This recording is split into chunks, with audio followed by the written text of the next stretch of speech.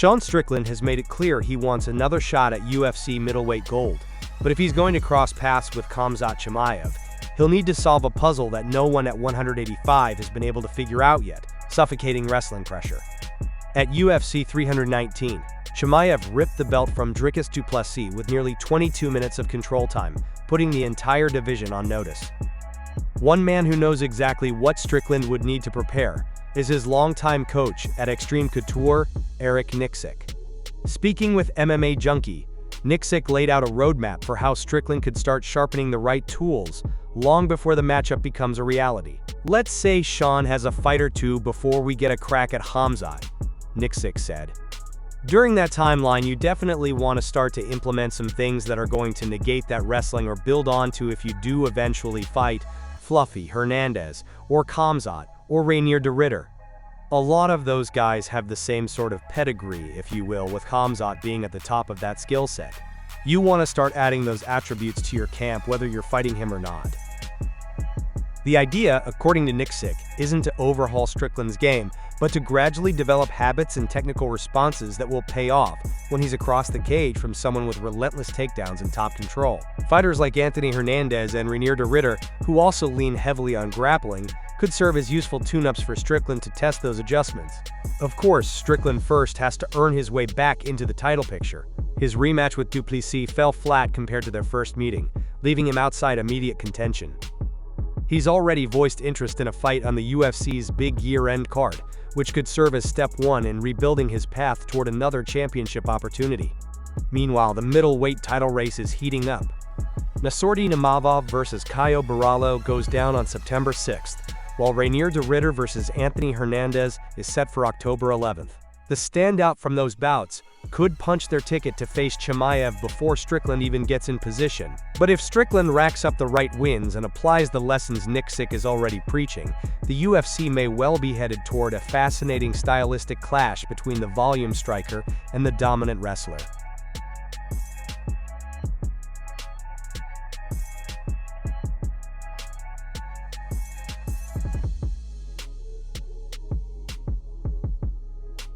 Aljamain Sterling picked up the kind of win he badly needed at UFC Shanghai, cruising past Brian Ortega with a dominant 5-round performance.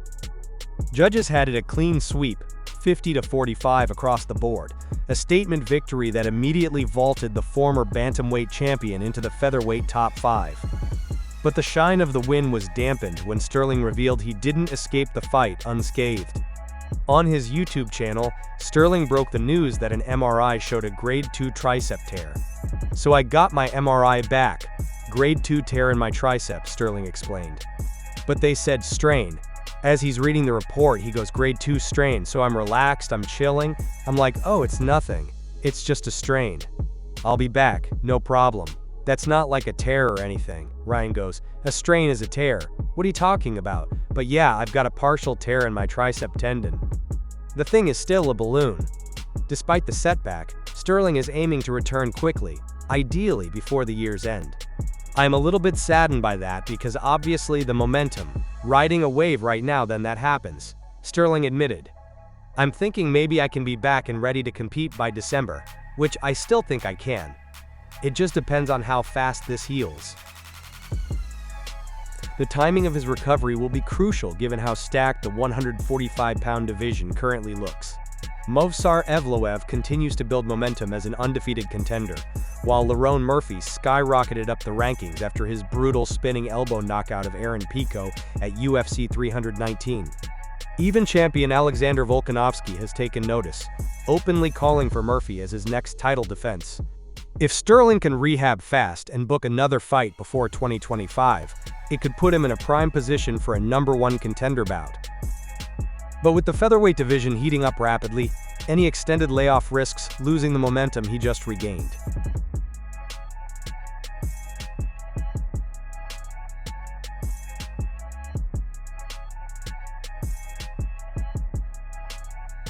UFC 321 just got a major shakeup in the women's divisions, with Weili Zhang officially moving up to flyweight to challenge Valentina Shevchenko at UFC 322. The strawweight title is now vacant, and two of the most dangerous grapplers in the division will collide to crown a new champion. Dana White confirmed during an Instagram livestream that Virna Jandiroba versus Mackenzie Dern is locked in for the Abu Dhabi card on October 25th. The bout will serve as the co-feature to the heavyweight title fight between Tom Aspinall and Cyril Gane. Jandiroba, a former Invicta FC champion, has surged into title contention with 5 straight wins. She's not only shown improved striking to complement her jiu-jitsu, but she's also taken out opponents who were themselves in title talks. Earlier this year, she scored victories over both Yan Xiaonan and Amanda Lemos, the same names Zhang defeated in her own championship run. The Brazilian has quietly built one of the most complete resumes at 115 pounds, and UFC 321 presents her with the chance to finally reach the summit. Across from her will be Mackenzie Dern, who has long been seen as one of the most talented grapplers on the UFC roster. While her UFC run has seen ups and downs, Dern has found new momentum with 2 straight wins, including a spectacular last-second submission of Amanda Ribas at UFC Vegas 101, a performance that earned her another bonus and reminded fans of the fight-ending danger she always carries. The matchup sets up a compelling contrast. Jandiroba's grinding, measured approach against Dern's opportunistic submission style. With Zhang gone, the UFC strawweight division is officially wide open, and both fighters have the opportunity to carve out a new era. White also confirmed another big fight for UFC 321. Umar Nurmagomedov versus Mario Bautista will land on the main card. Nurmagomedov tasted his first professional defeat earlier this year in a title fight against Merab Dvalishvili, but remains one of the most highly regarded prospects at bantamweight. Bautista, meanwhile, is red-hot, riding an 8-fight winning streak capped by a victory over Patchy Mix at UFC 316. With Zhang versus Shevchenko looming 3 weeks later at UFC 322, and UFC 321 already boasting 2 title fights in Abu Dhabi, the back-to-back cards mark one of the most important stretches of the year for the UFC's international calendar.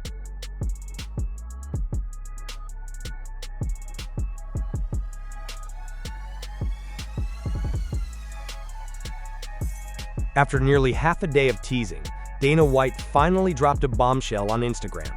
Jack Della Maddalena will defend his welterweight championship against former lightweight king Islam Makhachev in the main event of UFC 322. The blockbuster card is set for Saturday, November 15th at Madison Square Garden, adding yet another historic chapter to the UFC's long tradition of stacking New York events. For Della Maddalena, it marks his first defense of the 170-pound crown since his impressive victory over Belal Muhammad in May. The Aussie striking phenom has been on a meteoric rise, and now his toughest test awaits, the man widely regarded as one of the most dominant grapplers in the sport. Hours after Della Maddalena had gold wrapped around his waist, Makhachev stunned the MMA world by declaring he would vacate his lightweight title in pursuit of 2-division glory. The Dagestani has long flirted with the idea of testing himself at welterweight, and now, the stage is set for his ambitious bid. But White wasn't finished. The UFC boss also confirmed another champion versus champion showdown for the card. Valentina Shevchenko versus Weili Zhang for the flyweight title. Zhang, who defended her strawweight belt 3 times during her second reign, officially vacated the 115-pound championship to chase a second divisional crown. Shevchenko, fresh off her second successful defense since regaining the belt, a 5-round domination of Alexa Grasso, and then a May victory over Manon Fiorot, openly welcomed the challenge, and now the dream matchup is reality. With Della Maddalena versus Makhachev headlining, and Shevchenko versus Zhang serving as co-main, UFC 322 is shaping up as one of the deepest and most star-studded cards of the year, a true Madison Square Garden spectacle, where 2 champions could see their reigns end in one night.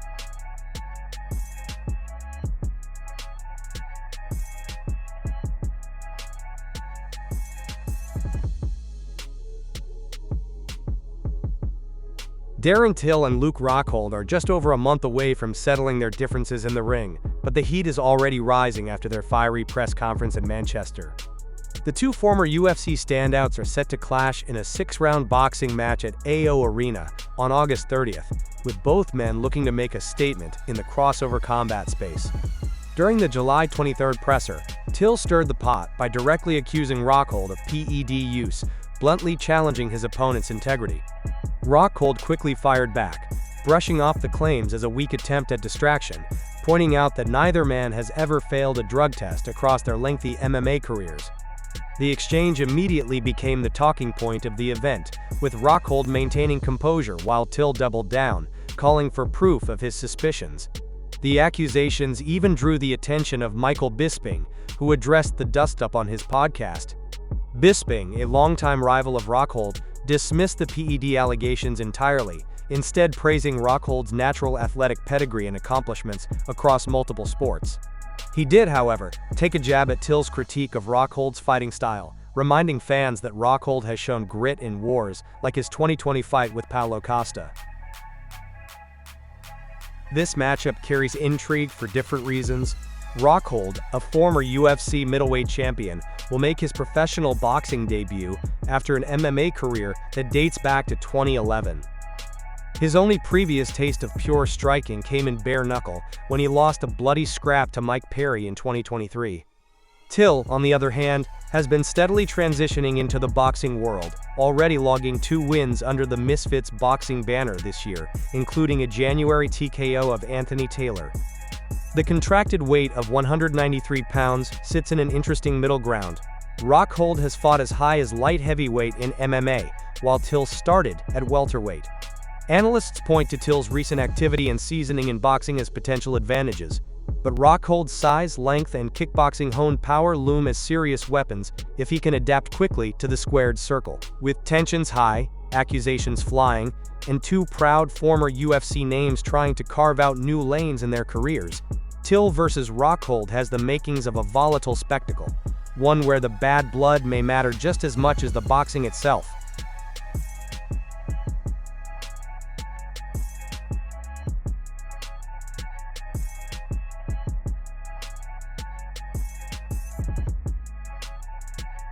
Merab Dvalishvili hasn't even stepped into the octagon for his UFC 320 title defense, yet he's already talking about what's next.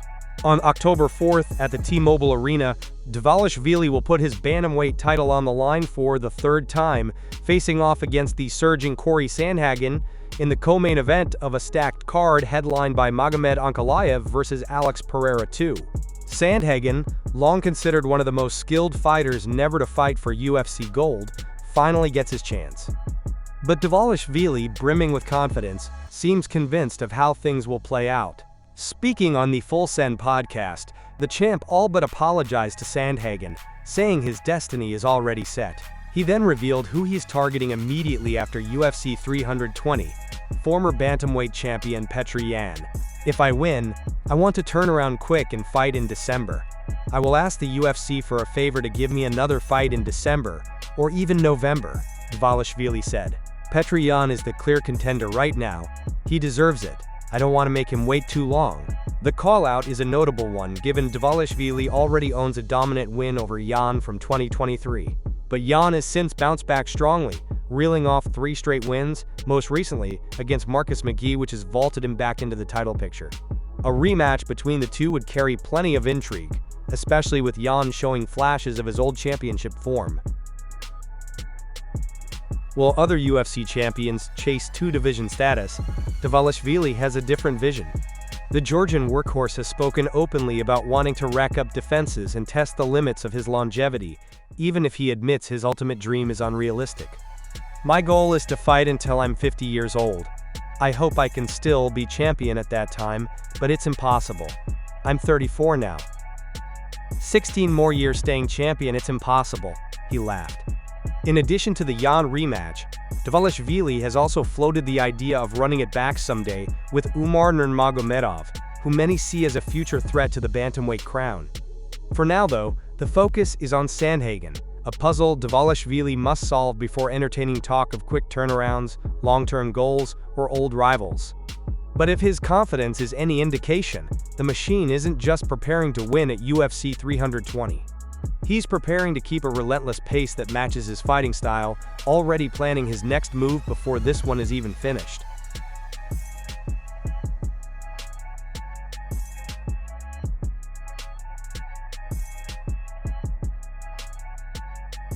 Renato Moicano isn't buying into the Arman Tsaryukyan hype, and he believes Ilia Topuria would run straight through the lightweight contender if the two ever meet inside the octagon.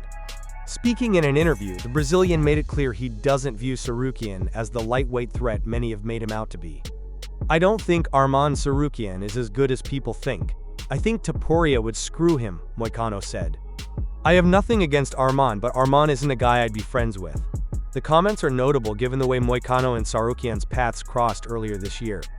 At UFC 311 in January, Tsaryukyan was scheduled to fight Islam Makhachev for the lightweight title but was forced to withdraw at the last minute. Moicano stepped in on short notice and was submitted by Makhachev in the opening round. That experience, Moicano argues, gave him a closer look at the elite tier of the division, and he doesn't see Tsaryukyan quite belonging in that company. Meanwhile, the conversation around Ilia Topuria's first lightweight title defense continues to heat up. While Tsaryukyan is the consensus #1 contender after his win over Charles Oliveira at UFC 300, another name keeps surfacing: Paddy Pimblett. Former bantamweight champion Dominic Cruz recently said on the Anakin Florian podcast that a Topuria-Pimblett clash makes the most sense, not necessarily for sporting reasons, but for financial ones. "This thing's about paychecks at a time," Cruz explained. "We're prize fighters. You put a prize out there, we take the prize. Who's the biggest prize? We all know the answer between those three." Cruz pointed to the viral moment at UFC 317, when Topuria had just scored a career-defining knockout of Charles Oliveira, and Pimblett confronted him in the cage. That stare-down, according to Cruz, was the kind of promotional gold that could justify fast-tracking Pimblett into a title shot despite other contenders waiting their turn. "Paddy promotes, he talks, he's got a very big package. It just makes sense to make the most money with that fight," Cruz said, while also wondering how Topuria's new contract with the UFC could affect his matchmaking priorities going forward. For now, Tsaryukyan remains the frontrunner in the rankings, but between Moicano's dismissal of his skill set and Cruz's push for the Pimblett fight, the undefeated Spanish-Georgian champion has no shortage of narratives circling his next move.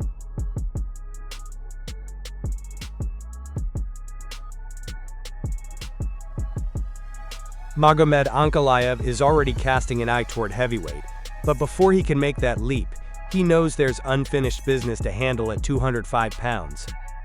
The reigning UFC light heavyweight champion recently revealed that he expects to need about 2 more victories before making the permanent move up a division, a step he believes will define the next chapter of his career. That road most likely runs straight through a rematch with Alex Pereira. Ankalaev hasn't been shy about criticizing the former champion, going as far as to call Pereira's performance at UFC 313 running. Their rivalry seems destined to reach its conclusion at UFC 320, where a second meeting could serve as the definitive test that cements Ankalaev's reign at light heavyweight. Still, Pereira isn't the only challenge looming. Khalil Rountree has emerged as one of the scariest knockout threats in the division, carrying a level of raw power that few can withstand. Meanwhile, former champion Jiri Prochazka remains an unpredictable puzzle, with his unorthodox style and proven ability to rally back from adversity. Ankalaev has acknowledged that conquering this field will be necessary before he can confidently call his time at 205 complete. If he clears them all out, however, the move to heavyweight begins to make perfect sense. Ankalaev's striking discipline, world-class wrestling pedigree, and ability to control the pace of fights make him a uniquely dangerous candidate to compete with the best big men in the sport. Matchups with Tom Aspinall, Sergey Pavlovich, or even John Jones have already fueled speculation among fans, who are eager to see how his skill set would translate against larger opposition. For now, the champion is staying focused on defending his belt and proving once and for all that he's the most complete fighter in the light heavyweight division. But if Ankalaev keeps his word, just 2 more wins might be all that separate him from chasing history and greatness in a second UFC weight class.